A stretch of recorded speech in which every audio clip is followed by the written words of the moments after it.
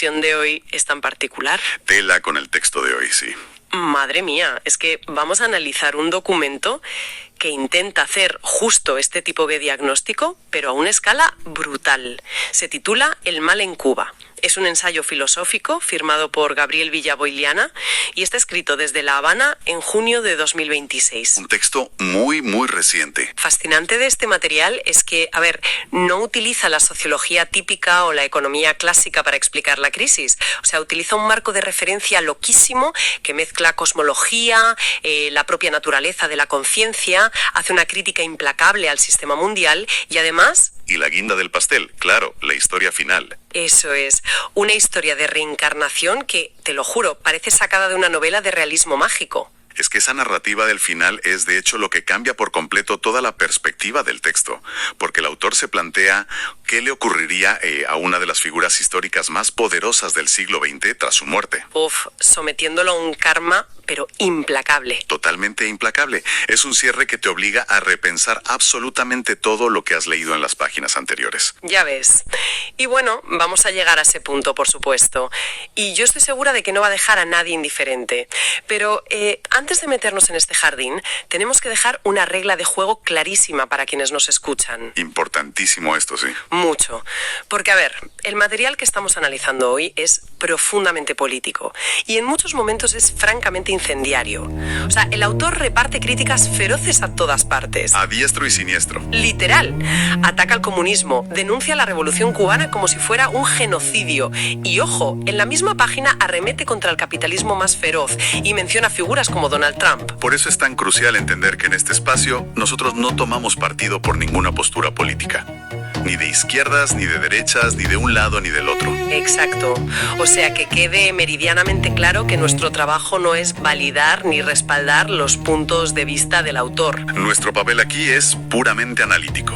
Vamos a intentar comprender, toda esta arquitectura filosófica que el autor ha construido. Actuamos un poco como traductores de sus ideas. Para intentar desgranar cómo conecta él, el universo, la política y el sufrimiento humano en un mismo ecosistema. Eso es. Así que, con esto aclarado, yo creo que podemos empezar por los cimientos. Vale, vamos a desgranar esto. Porque claro, el texto nos exige que antes de hablar de política o de Cuba, miremos hacia arriba, hacia el cosmos. Hay que entender su definición del mal primero. Exacto. Y ojo, porque huye por completo de esa imagen infantil del demonio con cuernos o de un concepto así como súper vago que se debate en las universidades. Para él el mal es una fuerza casi mecánica, algo tangible en el universo. Sí, una fuerza cuyo único objetivo, según él, es impedir que la conciencia humana se expanda y cree nuevas realidades. Y para entender de dónde sale esta fuerza, pues el texto nos presenta su propia cosmología. Que es súper interesante, la verdad. Lo es. Habla de un origen, de una primera fuente, a la que a veces llama Dios o el Padre. Y según esta visión, para que esa fuente original pudiera experimentarse y entenderse a sí misma, tuvo que dividirse. Se fragmentó en infinitas chispas. Que esto es lo que él llama las conciencias fractales, ¿no? Eso es, las conciencias fractales. El universo multiplicándose en pedacitos que buscan volver al origen. Vale, a ver si lo puedo aterrizar un poco para la gente que nos oye.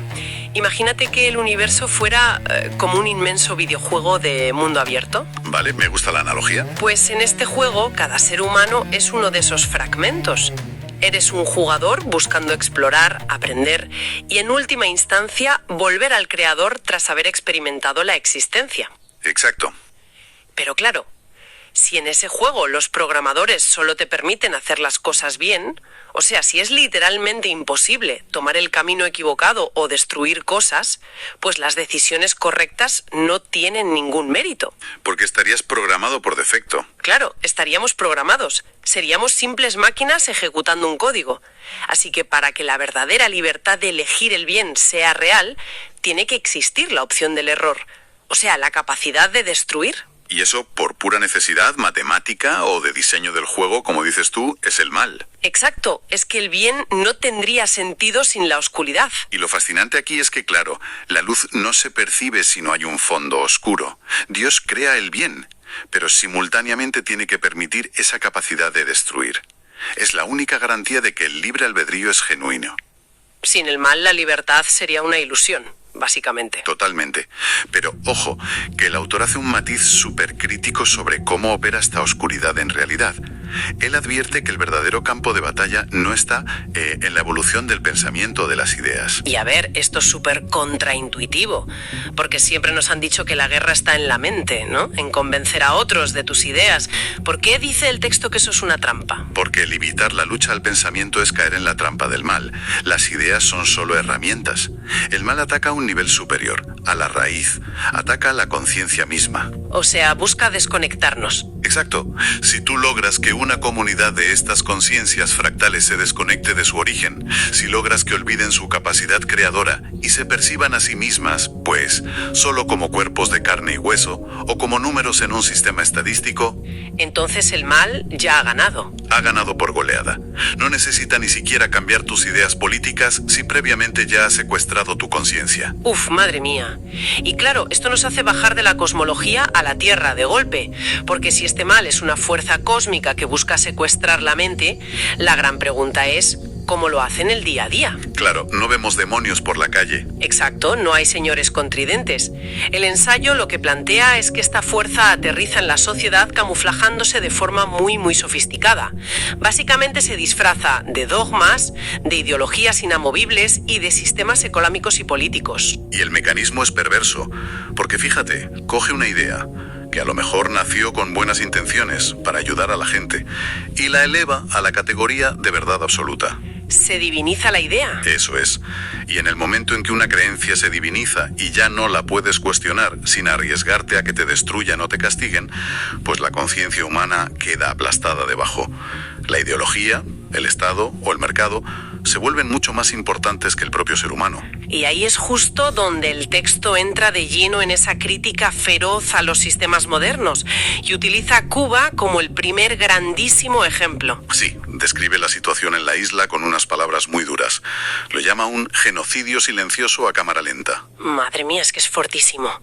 Argumenta que una ideología que en teoría nació para la justicia social y para liberar a los oprimidos, pues terminó cosificando a sus ciudadanos por completo. Literalmente dice que convirtió al ser humano, a esos fragmentos de la divinidad que decíamos antes, en simples bestias de carga al servicio de un Estado que es todopoderoso. Pero ojo, que no se queda solo ahí, que esto es fundamental para entender lo que decíamos de la neutralidad de su teoría, que el mal no tiene preferencia por un lado u otro del espectro político. Para nada. De hecho, el autor dirige una crítica igual de bestia hacia lo que él llama las economías antropófagas. Sí, se refiere a este capitalismo salvaje donde también se cosifica a la persona, pero de otra manera, convirtiéndola en una simple mercancía. Dice que un sistema que valora más un activo en la bolsa que una vida humana es básicamente una sucursal del infierno. Total. Y por eso menciona que las diferencias entre mandatarios como Donald Trump y los líderes cubanos son, según él, meramente estéticas. Dice que solo cambia el color de la corbata. Exacto, el color de la corbata. Al final el resultado mecánico es exactamente el mismo. Reducen a la persona a una pieza que se puede tirar cuando ya no sirve para la maquinaria. Vale, pero a ver, aquí yo tengo que hacer de abogada del diablo un momento. Tengo que poner sobre la mesa una duda razonable. Venga, dispara. Porque el texto va un paso más allá y carga muchísimo contra lo que llama el escapismo de la vida moderna. O sea, habla de las distracciones actuales. De ver Netflix, de los cruceros a la carta, de ver conciertos en streaming, de seguir el fútbol. Y claro, cualquiera que nos oiga pensará, oye, ¿acaso disfrutar de mis vacaciones o ver un partido me hace cómplice de una fuerza demoníaca cósmica? Me parece una visión súper pesimista, la verdad. Es que es normal que salte esa duda, pero hay que entender el matiz que plantea el autor.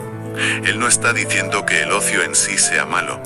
O sea, el problema no es sentarse a ver una serie. ¿Entonces qué es? El problema es el escapismo. Es usar esa comodidad material para mirar deliberadamente hacia otro lado, mientras el sistema aplasta a otros seres humanos. Es la ceguera voluntaria. Ah, vale. Anestesiar la conciencia, digamos. Precisamente. De hecho, el texto pone un ejemplo muy específico que te aterriza esto de un bofetón. El tantalio o el coltán de los teléfonos móviles. Uf, sí. Claro, te recuerda que mientras nosotros grabamos nuestra vida moderna y nuestros conciertos con móviles de 1000 euros, el mineral que hace que eso funcione viene muchas veces del trabajo esclavo infantil en el Congo. Ya ves. O sea, no es dejar de usar la tecnología, es la decisión de adormecernos, usar el entretenimiento como un tapón para no escuchar el ruido del mundo. No. Exacto. Es elevar nuestras comodidades y creencias a verdades absolutas, ignorando el coste humano. Y eso permite que el mal siga operando con total impunidad. Vale, entendido. Pero claro, ante este panorama mundial, que el texto describe literalmente como un colapso inminente, o sea, dice que se cae la humanidad 5.0, Sí, así lo llama. pues surge la pregunta del millón. Si vives en un contexto de dolor extremo, rodeado de apagones inhumanos y pasando hambre, como relata él que se vive en La Habana, ¿qué haces? O sea, tu instinto natural no es meditar sobre la conciencia cósmica, lo que quieres es revancha contra los que te han hecho eso. Lógico, es la reacción humana más básica. Pero aquí es donde entra la parte más compleja de su filosofía. El autor advierte que la justicia humana, o sea, las leyes, las condenas, el ojo por ojo, la venganza, todo eso es en realidad otra estrategia del mal.